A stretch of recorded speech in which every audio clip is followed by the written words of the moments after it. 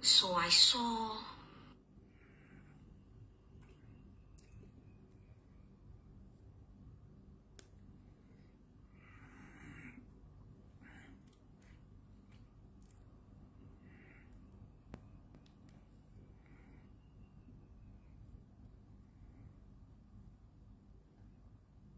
Good evening, wherever you are. Soon as you get a touch of the video, please share the video.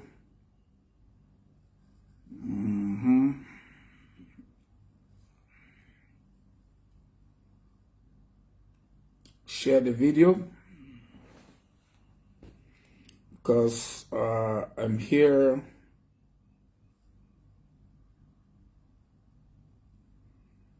to set the record straight on several issues. And if you know me, you know what I stand for. So I think it's important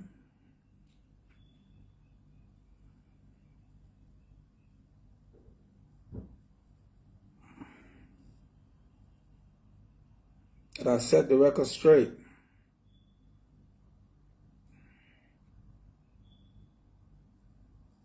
I read something. The content isn't available right now.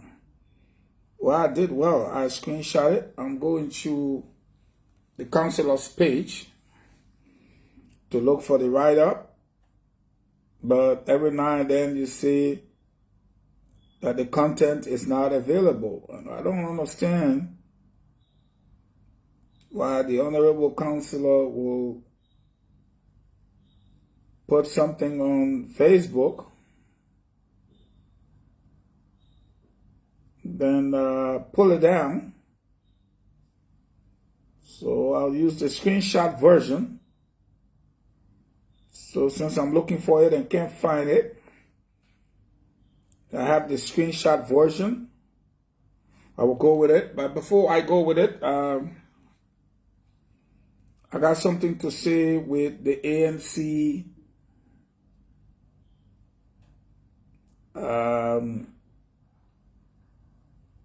Daniel Sano issue. And you guys know me. I don't bite my tongue. I also have something to say with the attack on Tanji Banto. I've also have something to say on what Stanton Witherspoon said with regards to the government. And so with that said, I think I should proceed. I'm not one of those that wait for 1 million people to tune in before I say what I have to say. No, that's not me. I say what I got to say.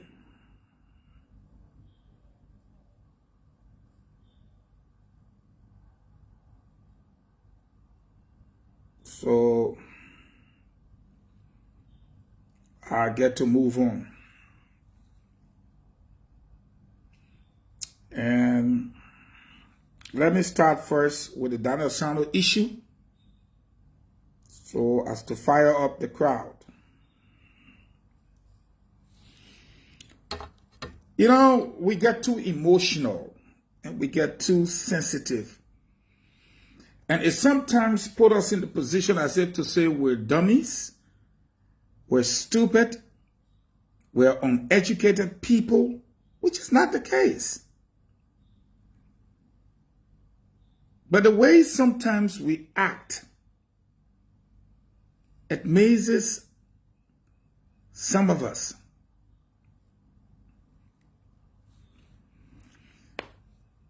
If for any reason Alexander Kumi said nothing has happened, and somewhat paraphrasing, he says he doesn't see the change, I'm sure he's being sarcastic. And I will think he's being sarcastic. That's the job of a politician. If you say, I don't see anything, you expect him to say, I see a lot of good things and I see a lot of changes. You expect that from Cummings?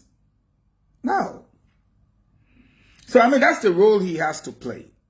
Whether he's been disingenuous, whether he's been unfair, that's something that's up to him. But for Daniel Sanders to say that Cummings is a political dwarf, I want you to understand the qualification given to the word dwarf. Daniel Sanders, and I'm making this to get my audience to come. My main topic tonight is on something I feel is unfair. So I'm just beating around the bush with this subject matter. Daniel Sanders never said that Cummings was a dwarf. He did not say Alexander Cummings is a dwarf. That's not what he said. He said Alexander Cummings is a political dwarf. He qualified the word. Oh, it gets under the so-called educated elite skin. Some of the very supporters of government who ought to know better as to what we call in politics rhetorics, what we call political jargons, what we do when we coin phrases to describe our opponents and weaken them. They say they're educated. And this young man referred to Alexander Cummings as a political dwarf, which means in politics, he's short. You expect Daniel Sanders to refer to Cummings as a political giant when you have Joseph Boakai with almost 50% of the votes looking for one person. George, we are hustling to get to 50%. He's around the 40% percentile or 38, 37. You got the other people coming in at 24, maybe, or at any given point in time, senators or whatsoever, everybody gets some kind of percentage. And Alexander Cummings, a dear friend of mine, gets less than 1%. And you expect Daniel Sanders to qualify him as a political giant? No. It is what it is. What Daniel Sanders said was that Cummings is a political dwarf. Meaning, when you take the heights of the political giants in the country, Cummings is by no measure a political giant. Saw that in the past elections. Why they Appeton and all of them, they passing. Akko them passing. Everybody passing. So he was dwarfed politically. Meaning he was made short. He's way down there. And people took it and they ran with it. As if to say that that cost the man bad cost. No, it's politics. Cummings in Liberian politics is not a political giant. He's a political dwarf. He's way down. He's less than 1%. It is what it is. Now you're turning all around all the costs. So Cummings will not be a politician. He's going to be a baby now. You're going to go babysit him and protect him. He has to be strong. I admired him the other day because he took my advice. Y'all go find my tapes. The poor man was not a gay. Like me, he got friends that are gays, family members. And when you look at Liberians, they don't, from a constitutional national standpoint, we don't despise gay or whatsoever openly, but we don't accept them legally either. So Kumis was trying to be careful when he said, it's a situation that I struggle with. Because I don't want to condemn them, so that they don't feel bad about me. And I don't want to support them, so that the people can say, I'm bringing gay people to the country. So, damn if I do, damn if I don't. So, I find myself in the middle. It's a situation I struggle with. Boom. They accused the man of being gay. Instead of being forceful, he didn't do it. Instead of coming back, he took it for granted. But you saw his comeback recently. And I dare you, the next time somebody will say to Kumis, any journalist who will ask him again, are you gay? His response to them will not be pleasant. It will not be pleasant. He will not call so, but he will smile and say, in order for you to know, why not bring your mom to my house tonight? And she will be the best person to tell you. And then you'll holler, whoa, Kumis, whoa, whoa, whoa, whoa, whoa.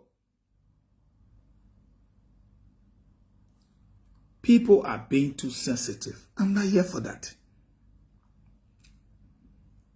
Daniel Samuels said that Kumis was a political dwarf. He didn't say Kumis shot a dwarf or Kumis is a dwarf. He said Kumis is a political dwarf. He's absolutely quite correct. If you only got 1%, you are a political dwarf, not a giant. So put yourself together and go sit down somewhere and let everybody learn and let the country move forward. Let me move to the next one, the issue of Tanchi Bantu. You know, see these seditions, you people think you got monopoly over violence. You are wrong. You're dead wrong. You're dead wrong. You're going to keep pushing things until people respond. Today you are without a party headquarters. And somehow, because you think somehow you're going to build a party headquarters, that somehow you're going to win the election now. You're far away. Anybody that says something against George Weah, you won't kill them. And I don't blame you guys for the level of violence that you continue to perpetrate against innocent citizens who are only exercising their rights. Because every time police get the opportunity to deal with you guys, they think about the noise and what people will say. And then when the court system is supposed to act, they get scared because they think people will be labeled as political prisoners. Sheer stupidity, in my opinion. The law is the law. And if you break the law should take its course.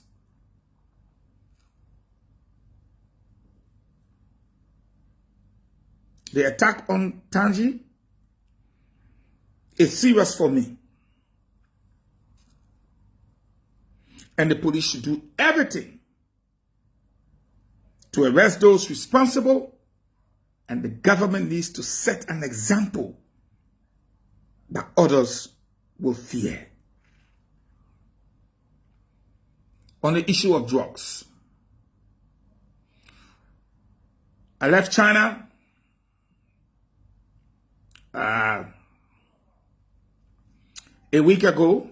I entered Monrovia, I rested a couple of hours, and I headed to Ghana to attend the BBC conference. Upon my return, I intend to write or seek audience with the president. I think it's time to open Bella Yala.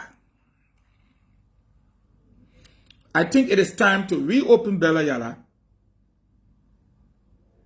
to be able to transfer drug barons and drug dealers there. I think it's time. That's where they should be. Not in Monrovia, not in Grand Jida, but in Bella Yala. That is my candid opinion.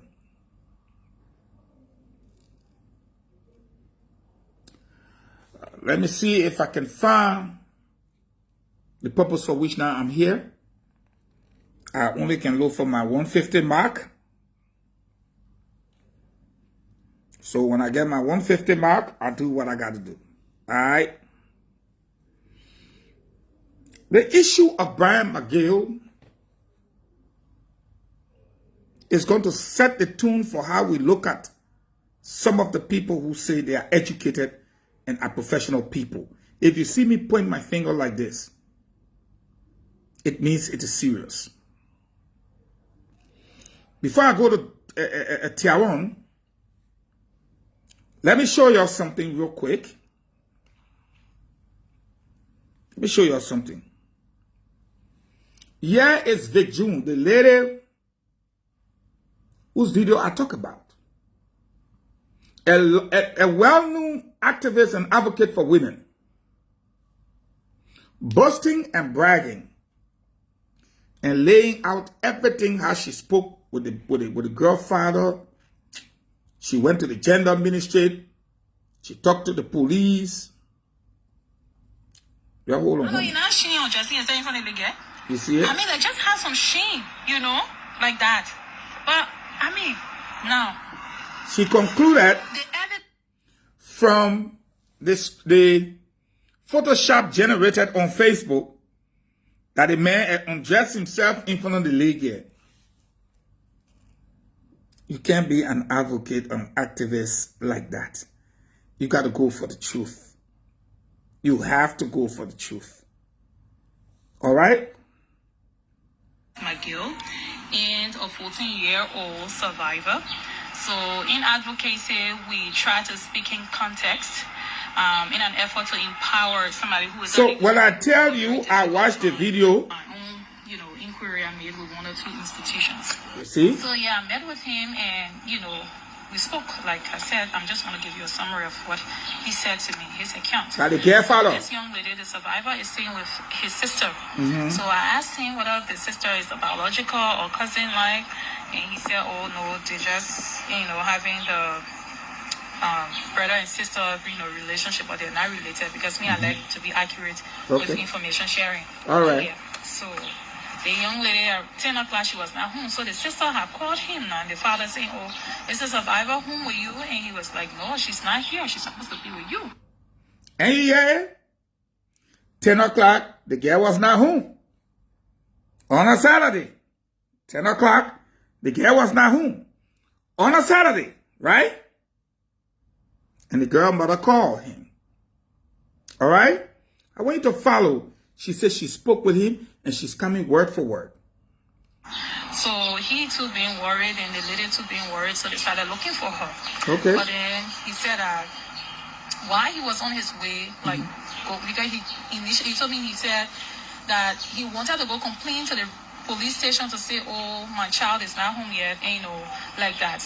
I think he's very knowledgeable about what to do as a parent. Yeah, and I must applaud him for that.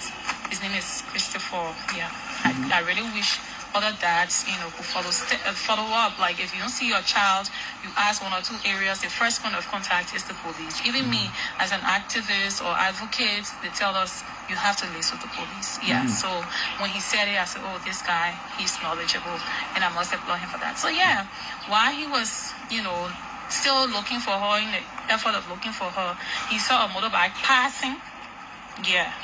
with somebody like her on the back. And then true to his observation, while looking for her after 10 o'clock, he saw a motorbike passing. Coincidentally, he saw a motorbike passing like her on the bike. Mind you, it is well established that Brian McGill and this girl's quote-unquote father, who works in the ministry under Brian McGill, did not get along, do not see eye to eye, had well-known beef on administrative issues. Okay? she was the one in the back. So She was the one in the back. So the back guy went track her. I gotta carry it back. I want you to hear it. So the back guy went track her to police. Yeah. So when he said it, I said, "Oh, this guy, he's knowledgeable, and I must applaud him for that." So yeah, while he was, still looking for her in the effort of looking for her, he saw a motorbike passing. Yeah, with somebody like her on the back, and then coincidentally, she was the one in the back. So they live not far from a drugstore. So the bad guy went drop her to the drugstore, and then when the bad guy was coming back now, so the father stopped the bad guy and said, "There's a young lady on the back, and where you drop her?" So it's the bad guy who said, "I drop her at the drugstore." So he said he wanted to take the back license plates, at that time. And then he asked, "Well, where you took her from?" But no license plates were on the back. So the guy said, "Well, I took her from around the complex, just around the same ministry you can suppose." Boom! I took her from around the complex. Remember now, the time is after 10 o'clock. It's going to 11 o'clock now. Motorbike man tells the father, I took her from around the complex on the Saturday. Right? Going to 11 o'clock in the night. Don't sleep on me. So the high was like, "Okay, but did she pay you?" And the back I said, "Yeah." And he said, "How much?" "Give me $50. So, he said, "But I pulled her to the drugstore." So the father was like, "Okay." So the high, Krishna, the father, went to the place for treatment. He saw the young lady, and then she was looking like really terrified. And then he started asking her, he said, because she actually afraid of him, he's somebody that can discipline her. So she didn't want to talk to him. He was like, "Where you coming from? You would tell me." Like, obviously your father got angry and blah, blah, blah. So he was literally like, "If you don't tell me, so the lady was shivering and she didn't want to talk. She said, "Well, if I tell you, it be me." And then you were like, "Okay, but I'll not be, but you got to tell me." So there's an elderly woman, what he said, like a grandma, who then said, "Don't pressure her. Let me, talk to her." So the grandma went and asked her, like, "What's going on? Just tell me the truth." She said, "Oh, my power, Oma said, your power not be you, just tell me." So then how the survivor went and explained to the Oma and said, "I was tempered with, call him Uncle Bryant. Uncle Bryant said that he wanted, I think, fever leaf. Yeah, I think so, fever leaf. I seem to be correct, but it was food." So here is the whole situation with the food thing. The sister he's staying, or the survivor is staying with, is the one. I want you to listen. Because now it's on a Saturday. It's around 11 o'clock. According to the girl father explaining to this activist that the girl will tell the old lady now that Uncle Brian tempered with her. And she's going to explain to the old lady that Uncle Brian said he wanted food, fever tea, on a Saturday at a government office. Follow. Because it would turn out that the girl man can sell food. Sports, and then no, go back, because you mentioned the canteen. One of the Bryants said that he wanted, I think, fever leaf. Yeah, I think so, fever leaf. I seem to be correct, but it was food. So here is the whole situation with the food thing. The sister he's staying, but the survivor is staying with, is the one selling in the canteen at the Ministry of Eating Sports. And then obviously people can buy food. So this young lady is one of the people that can carry food to the offices when they buy. So she said that Uncle Bryant, quote unquote, the deputy minister, and McGill, had asked for fever leave. So she went to make delivery of the fever leave. So and he jumped on her, like you forced her. So then the Oma asked, like, "Really?" She said, "Yeah, you sure?" And they asked, but then they checked. The father said her backings were like tuned up. So yeah, and the father said you could see that she had her clothes were torn up and really rough. And then, he said, he asked, like... That is enough for me. I will go into subsequent details, and the thing I want to address is, The girl father saw this motorbike.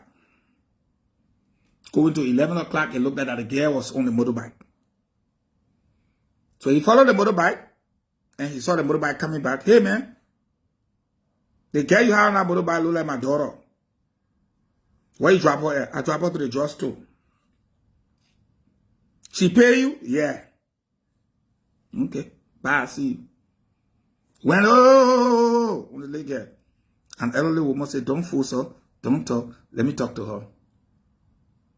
This is Saturday. This is around 11 o'clock in the night.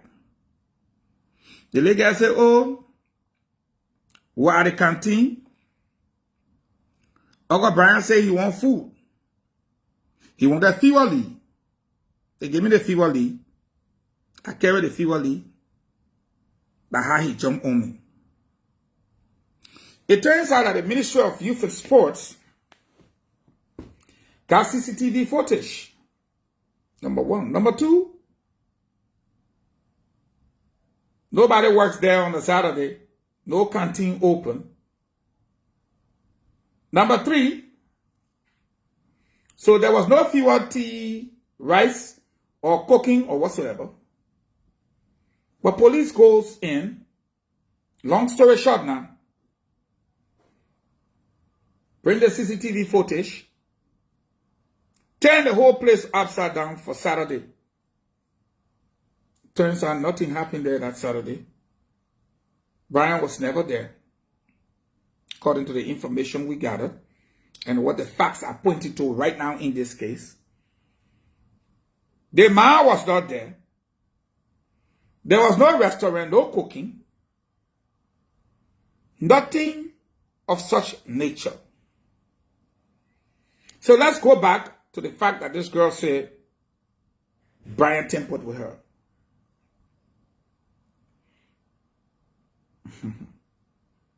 Later on, you will find out, because I won't play, what they call, in the scene, Vic doing something. I made them download it. He will explain that when they carry the guy to the hospital, the people say, but madam, we can't say you are not raped because for what we see, penetration took place. So right there, semen sample was gathered. So that one, not something you got to play with. So long you come down, your semen there. So long you enter, your semen there. But the report said that was not our first time. Meaning, she had been doing things before. So here is the question the police ask. All of what you explain, we look at the CCTV camera, it's not there. Saturday, the people not work. The men were not there. Your man cook. No restaurant open. No fever tea. What do your men do that thing here now? It's the question. Why they were saying say you were raped? Let's get the DNA. That time the Pa and Brian, that in the beef now, the story start changing to this, to this, to this. Let's find out what the same particular girl now, talking to Gregory again today. The same Vic June. Come see what she will say. Well, the whole thing, how is it like? After the woman explained to him now, So, this is what the young lady, this is yeah, what said. but I'm not going with that. I'm going with this. I'm going to go with today version. The version of today. Y'all be patient. Be patient. Just give me 1 minute. Let me go back here. Come right at me. So Liberian people can look at me. I'm different. There's something I got to say. Give him hints about how the whole investigation has been. That the police, some of them were even putting words in your mouth. Oh, you sure that they only... Hey, come on, man. Come on, don't do this. Read this thing. Give him hints about how the whole investigation has been. That it the was police 7:50. You show that you can do whatever you want to do, and it's unfair. Yeah, Seriously, hold it's on. very unfair. I want to just let you know that the action you've taken, you know, that bring people upset from past time, they're going to remind you that you're undermining this government, and in this government, they like bring people That the activists, and I instead think of the reason you kind of seem or relaxed activists with in what now. you're doing is because one or two defend your actions, so you feel like you say that. But I want to tell you that those that do not go in the comment section to defend you or even ask questions, they will hold you accountable. That today, this you gotta listen. you've done. Yes. Okay, so, listen.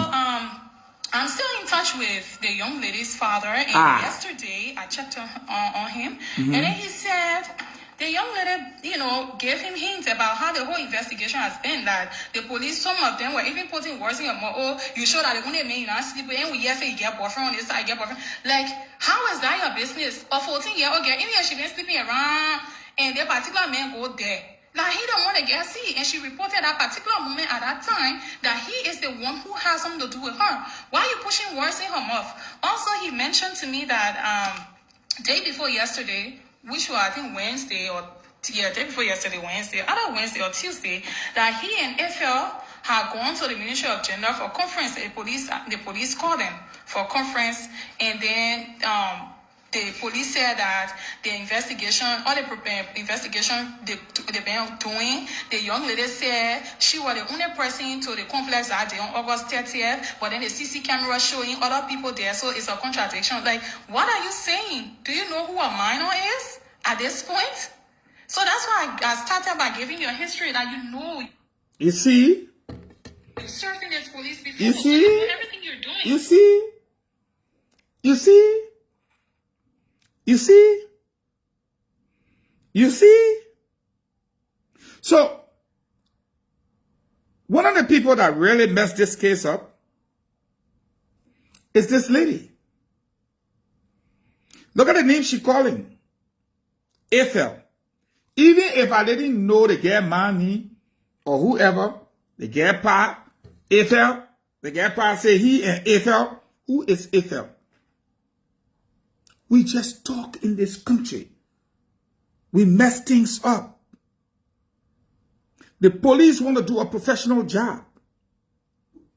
The reason the police said there must be probable cause, because the police established there's a beef between Brian and this gentleman who is not the girl's biological father. Okay? The girl only lives with his sister. And all the stories are not adding up.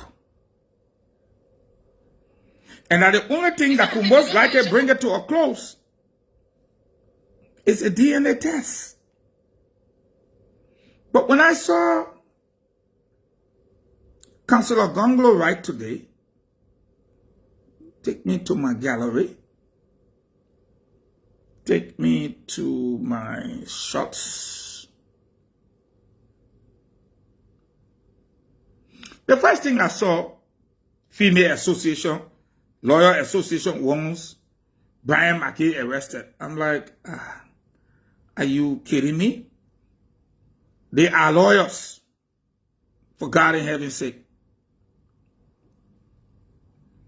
I'm trying to find what the counselor wrote. Apparently, I did not send it to this phone, which I should have done when I screenshot it. But I have it on this phone that I'm broadcasting on, which I will do.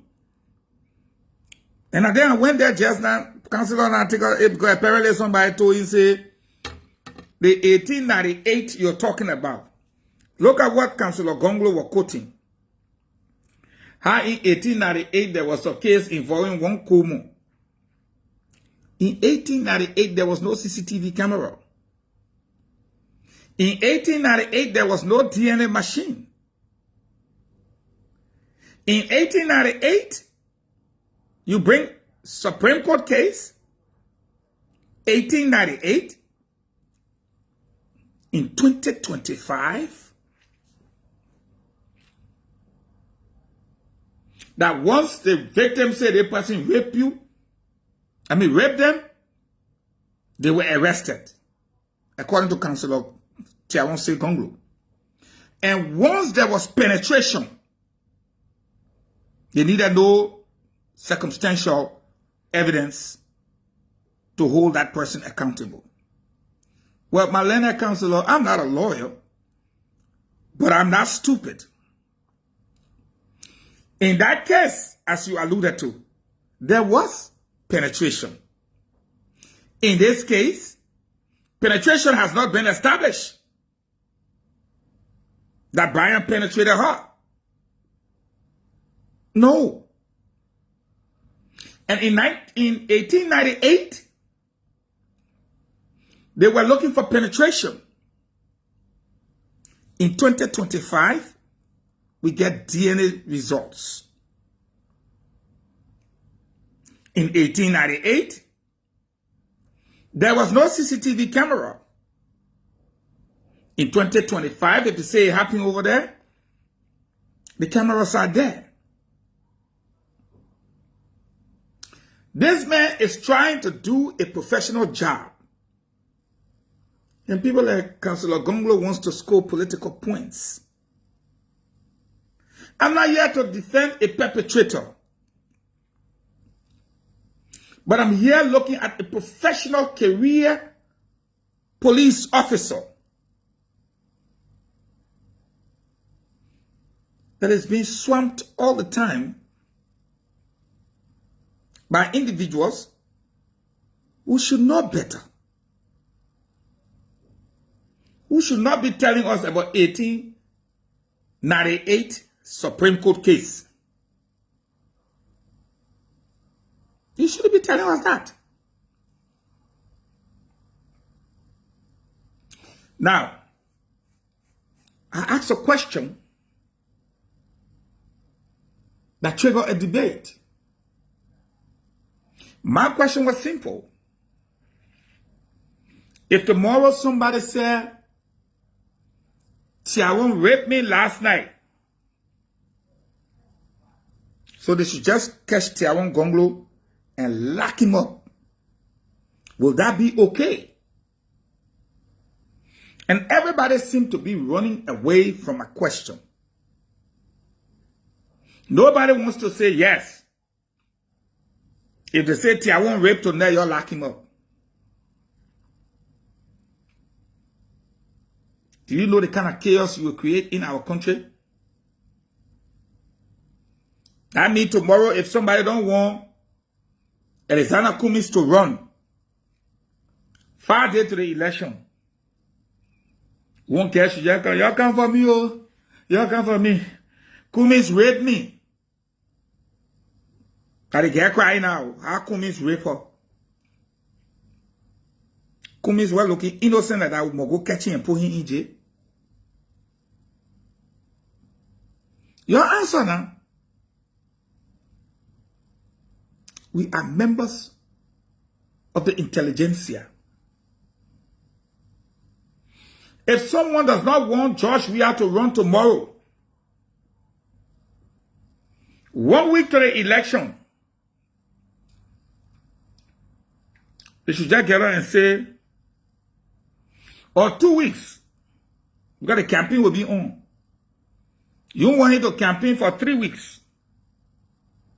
One guy just need to wake up and cry and say, George Weah rape her. We just handcuff him and take him straight to jail. Charge him.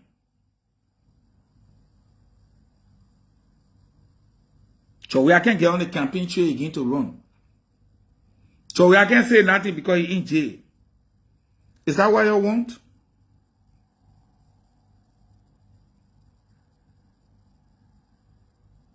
Somebody said they raped them on Saturday.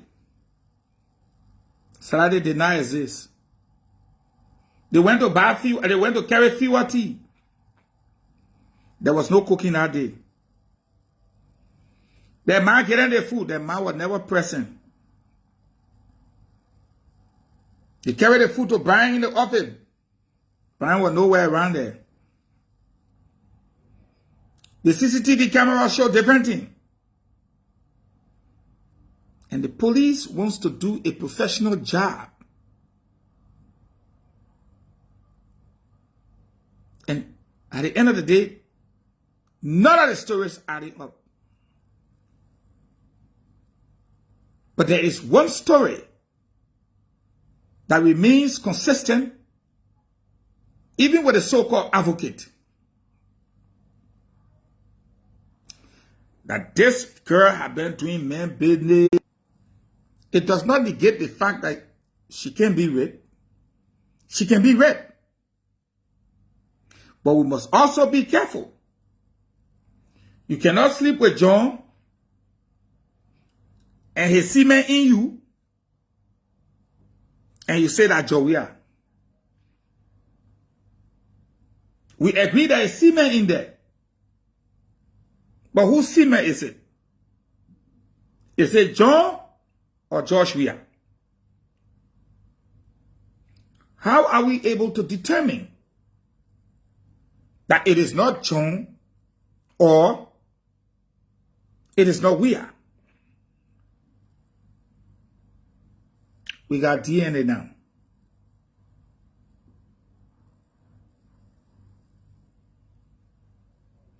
Liberians, why are we like this? All our friends are seeking on ways to improve. We just living in primitive times. The people we expect to know better seem to be showcasing that they know nothing.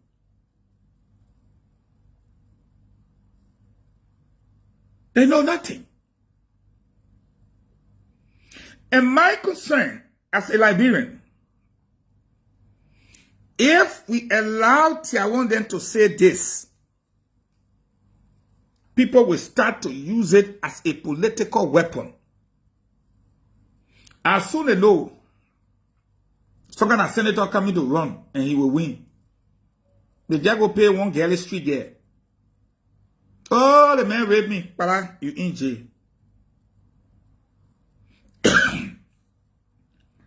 They put you in jail. You can't run again. We cannot do that. We will not do that. And I want to thank Gregory for being a professional career police officer. If there is no probable cause, let the likes of Councillor Tiawon Gonglo and others find a place to score political points. But let the law be the law. It is your job to investigate. And if you're not convinced with this scattered, disjointed, uncorroborated, unscientifically proven evidence, you do what you got to do. You are a professional. Stand your ground and be professional. I will speak to other issues tomorrow. By the way, I completed the conference and I completed the training and I got my certificate this evening. Just as I did from China also. But I can't break the news to you. But I'm carrying good news back to my people at LBS. They received half of the first one.